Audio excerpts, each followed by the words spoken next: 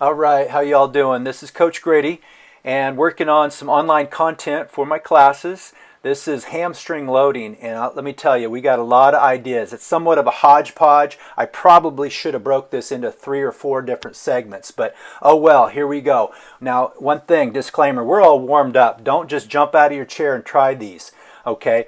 But these are at-home ideas, hamstring loading. Right now, we're learning how to hip hinge. I'm trying to teach Cade there in the yellow shirt to hip hinge. You need soft knees, so he's not locking his knees out, but he's not squatting either. We're not squatting, but notice he bows and he reaches his butt back to the chair. That's pretty good. All right, now he's getting too low. He doesn't need to go that low. Hip hinge, and his head is too extended. Notice he needs more of a neutral. I'm going to give an example of it. Tick tock down, and there we go. So again, knees are soft, they're not locked, and you're not squatting either. Okay, so that was a hip hinge or a good morning exercise.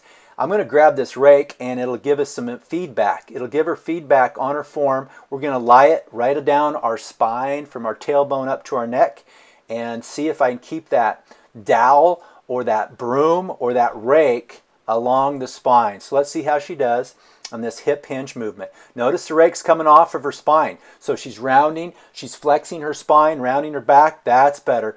All right, immediate feedback. She is self-correcting. All right, knees soft. Each rep looks better and better. Notice she's not going down to a tabletop. It doesn't have to, just a quarter hip hinge or good morning. We've got to move along. Hodgepodge hamstring loading. Here we go. We're going to now do a RDL. Maybe you have some dumbbells at your place of residence. So here we go.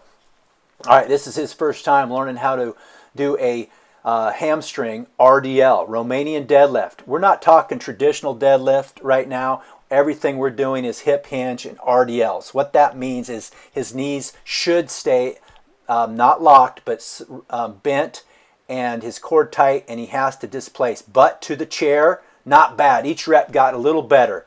All right, that's not bad for his first time. All right, I'm going to give you an example of what we're precursing to. When we get back into the weight room or your fitness facility and you have your Olympic bars, here's a Romanian deadlift. Not a sumo lift, not a traditional deadlift. RDLs where my hamstrings are very much loaded in this, down below my knee and up. All right, so understand most of you don't have access to that right now, but let's continue on with hamstring loading hodgepodge, and let's do a shin tap. All right, this one you can do in your living room once you're warmed up. You may need to lean on a chair or a table, and don't get frustrated. We got to balance ourselves first and foremost, stabilize, and then reach and swivel down to our shin or our knee. All right, a shin tap. All right, this is working our stability and it's balance, and definitely it's activating those hamstrings without a doubt. So be careful. Don't get frustrated. Your first few reps, you're falling over. All right, it will get easier as you perform these. Okay, a few more reps. Stabilize, knee up, swivel down. Our hamstrings are definitely loaded in this exercise. You don't need a big barbell Olympic set to get those hamstrings firing. There we go. It takes a lot of practice. One more time. Every time you try this, every week to week, it will get easier and easier.